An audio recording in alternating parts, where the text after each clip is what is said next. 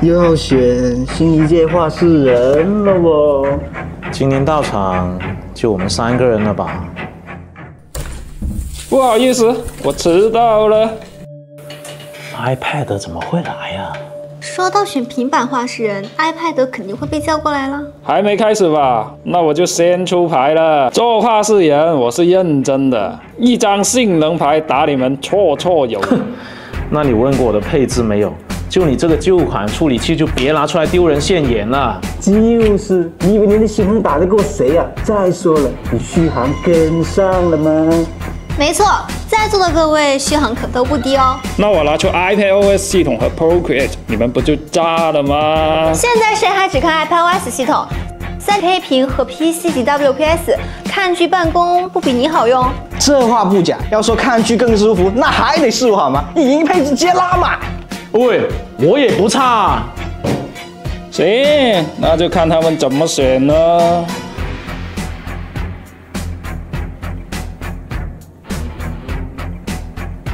科技有温度，吐槽有风度，测评很鬼畜。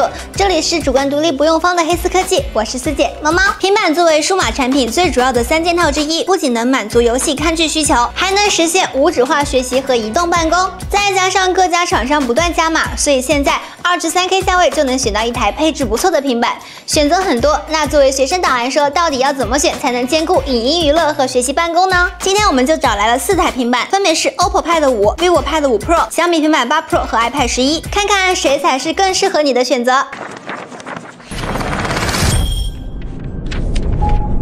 先来看外观，4台平板都采用了金属机身，兼顾了质感和手感。配色上，小米、OPPO 和 vivo 会特别一点。小米平板8 Pro 是比较沉稳的冰晶蓝，外观质感在线。OPPO 做了流光处理，加上淡紫的配色，比较有辨识度。vivo 是不踩雷的白色，比较百搭。iPad 11的银色质感也很不错。不过平板的颜值还是各花入各眼，屏幕前的你会更喜欢谁呢？来到尺寸 ，OPPO 和 vivo 2台平板都是比较大的尺寸，其中13英寸的 vivo Pad 5 Pro 是里面最大的。白色超轻款的重量是578克，标准稳重量是635克。OPPO Pad 5紧随其后，机身尺寸是12.1英寸，重量来到577克，和 vivo 不相上下。尺寸更小一点的是小米平板8 Pro 和 iPad 11，分别是11.2英寸和11英寸。重量上，小米平板8 Pro 的495克会比 iPad 11的477克更重一点，不过大屏在使用的时候视觉效果会好一点，就看小伙伴是更喜欢手感轻的还是屏幕大的啦。虽然尺寸和重量各有不同，但4台平板都做的比较轻薄，所以便携性很不错，日常带着也不会很费劲，比较适合大学生带去课堂记笔记。说到记笔记，那就得说一下平板最重要的屏幕了。作为平板的灵魂之一，屏幕的好坏能直接影响到大家的选择，所以在屏幕配置上 ，OV 和小米的堆料还是很猛的。3台平板基本都是3K 及以上分辨率的超清高刷屏，其中 OPPO 和小米有柔光版可选。相比常规屏幕，柔光屏的抗反光能力会更好一点，也能带来类质感书写体验。如果对屏幕有手写、绘图等需要的小伙伴，OPPO 和小米的柔光屏会相对更舒适一点。哎，那你怎么不说一下 iPad 11啊？你是说到2025年了，还在用60赫兹非全贴合屏幕的 iPad 11吗？不好意思，这场高刷屏幕的聚会，它没有被邀请。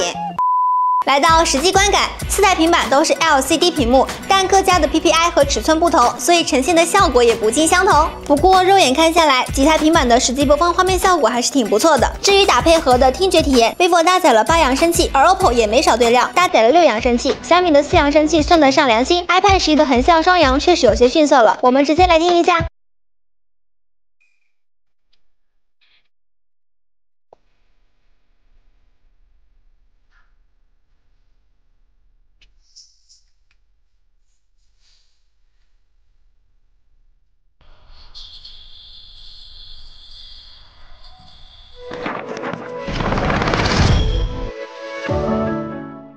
影音，再来对比一下4台平板的性能部分。国产的3台安卓平板在性能上会比较舍得用料。小米平板8 Pro 是骁龙8至尊版 ，OPPO Pad 5搭载的是天玑9004加处理器 ，vivo Pad 5 Pro 搭载天玑9004处理器 ，iPad 10用的是被阉割过的 A16 芯片，但也给到6G 运存。惯例打开性能狗，先来一把压力不算很大的和平精英。实测下来 ，OPPO Pad 5和小米平板8 Pro 的平均帧率在89.9帧，画面流畅度没得说。vivo Pad 5 Pro 的平均帧率在89.1帧，表现也不错。而且3台平板的机身温度控制的不错，握持区域基本没有发烫过热。iPad 11这边的平均帧率在39.4帧，虽然操控也跟手，但画面流畅度和清晰度还是会欠缺一点。另外 ，OPPO Pad 5支持和平精英的3K 画质加原神144帧，开启之后画面细节增加了不少。vivo Pad 5 Pro 能开启超分和基于90帧的插帧，超分后画面分辨率跟着提高不少。而小米平板8 Pro 和 iPad 2015没有独家加料，最高只支持原生90帧和40帧。不过就这样看，4台平板应对中度负载游戏问题不大。接下来就上原神试试，半小时的原神续命神跑图下来，安卓平板这边的平均帧率基本都是一条直线。表现最好的是 OPPO Pad 5全程满帧，功耗5.5瓦，画面十分流畅之余，机身温度还控制的比较出色。其次是 vivo Pad 5 Pro， 平均帧率是59.9帧，功耗6.68瓦，机身最高温度和 OPPO 差不多。小米平板8 Pro 和前面两台的差距不大，平均帧率在59.7帧，也因为机身尺寸没有 OV 两台平板大，所以机身温度会高一点。iPad 11的平均帧率在56.1帧，在开始跑图时卡顿掉帧的情况会比较多，机身最高温度会比前面3台要更高，中间有一段掉帧比较严重，但打开小地图后帧率又恢复正常。在这一轮中高负载游戏测试中，安卓的3台平板表现都还是蛮符合预期的，机身温度和画面流畅度都保持的不错。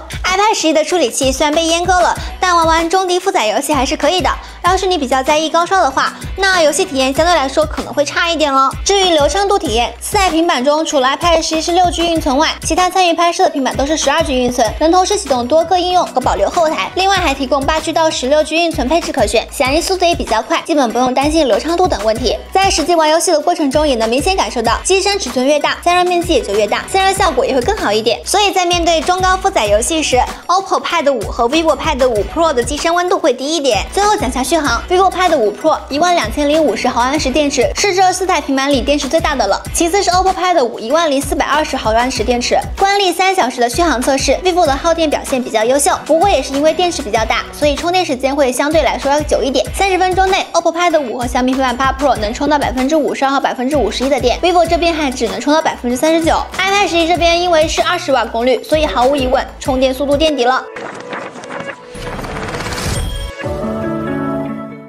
娱乐性能过关，那就得来检查一下4台平板的生产力了。虽然俗话都说买前生产力，买后爱奇艺，但该有的功能还是得有的。先来看适配优化，由于苹果对平板的发展比较早，所以很多软件针对 iPad 也是早早做好了适配，推出了很多专门针对 iPad 的 HD 版本。安卓平板虽然发展比较晚，但也一直在优化界面和软件适配，从竖屏切换到横屏的适配做得不错。除了软件界面适配，分屏功能一直都是平板的主打功能之一，像是 iPad 11支持分屏多应用展示 ，vivo Pad 5 Pro、小米平板8 Pro 支持4个应用同时打开 ，OPPO Pad 5的数量会更多一点，支持同时打开5个窗口。对于平时要上网课的小伙伴来说，应用多开还是很方便的，查资料、记重点都能兼顾到。说到上网课，那大概率还得记笔记。4台平板的手写跟手读都表现不错。值得表扬的是 OV， 不愧是在妹子市场深耕多年，还支持手写时的实时字迹美化，这样就算赶时间随手记，甚至光用手指笔画也能得到更工整漂亮的笔记啦。vivo 这边目前支持中文手写字迹调整，而 OPPO 中英文都支持，还能选择美化的字体。如果懒得手写记录，那么 AI 辅助功能毫无疑问是刚需。这点上，3款国产安卓平板的便利效率功能会更丰富些。vivo 和小米都比较侧重对会议音频的记录和同声传译。vivo 目前支持3个语种的互译，小米更是支持29种，2台机子都支持 AI 生成会议总结纲要。OPPO 在支持 AI 语音摘记之外，还支持通过超级智能提取对屏幕内容进行截取，这样一边听网课一边提取文字或者智能抠图保存，整体上笔记会便利和全面。另外，安卓平板这边都有办公套件，而且现在 OV、小米、三洋都支持兼容苹果生态设备，所以平板这个设备也不需要被生态深度绑定。除了兼容苹果，安卓平板这边还支持使用 PC 级 WPS、PC 级专业应用以及 Windows 的无线协同工作。如果你平时需要2个屏幕工作，那安卓平板用来做副屏也是不错的选择。安卓这边还有个作弊神器，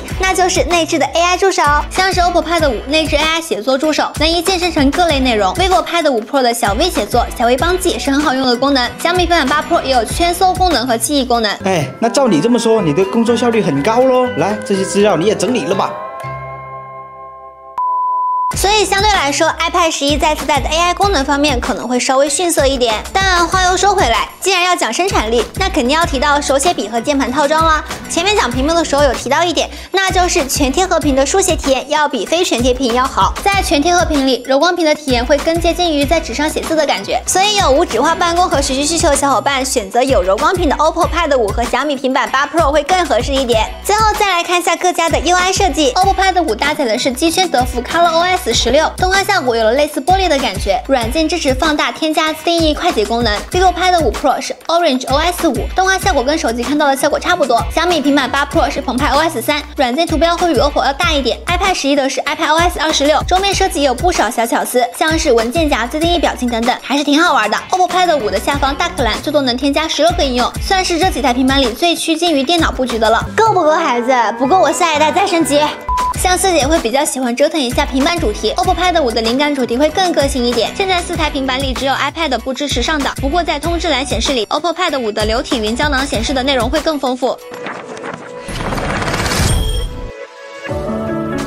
体验完4台平板之后，不得不感叹一句：现在国产安卓平板越来越强了。iPad 11作为苹果的入门款平板来看，给到的配置是不错的了，既能维护跟上一级 Air 和 Pro 的等级，也能让一部分对硬件要求不高的小伙伴用上同生态的新平板。国补优惠下 ，iPad 11的128GB WLAN 版本只要2499元，但想要更大储存就得再加钱了。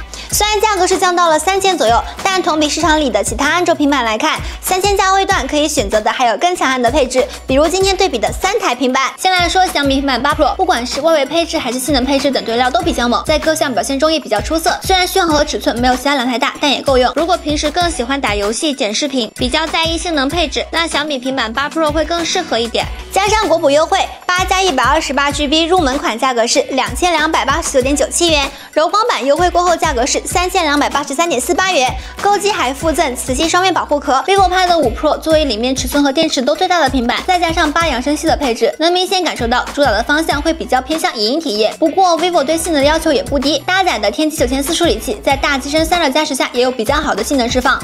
结合价格来看 ，vivo Pad 5 Pro 8加 128GB 入门款价格2217.13元，白色超轻款国补后价格来到2753.23元，附赠白色双面夹，学生或老师下单还有附赠平板收纳包等等，优惠力度不错哦。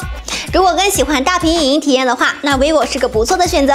OPPO Pad 5在3台平板中是将大屏影音、游戏娱乐和学习办公兼顾的比较好的一个选择，尺寸第2大，而且处理器也是旗舰级的天玑9400加，性能够强，再加上机圈德孚的加持，使用体验十分丝滑流畅，综合下来没啥短板。再来看价格优惠 ，OPPO 的力度是比较大的，8加 128GB 入门款价格可以低至1988.23元，把价格打到2000内了。紫色柔光版价格是2899元，重点是学生购机还会额外赠送价值399元的 OPPO Pencil 2，另外还有限定礼盒以及价值500元的新机礼包。如果你预算有限，但又想凑齐生产力装备，那 OPPO Pad 5综合来说是个比较均衡的选择，是大学生的性价比优选。如果你需要一台3000价位里既有生产力又能娱乐的平板，那这3台安卓平板都是质价比不错的选择。好啦，本期4台平板的对比体验就到这里，欢迎大家在评论和弹幕留言讨论。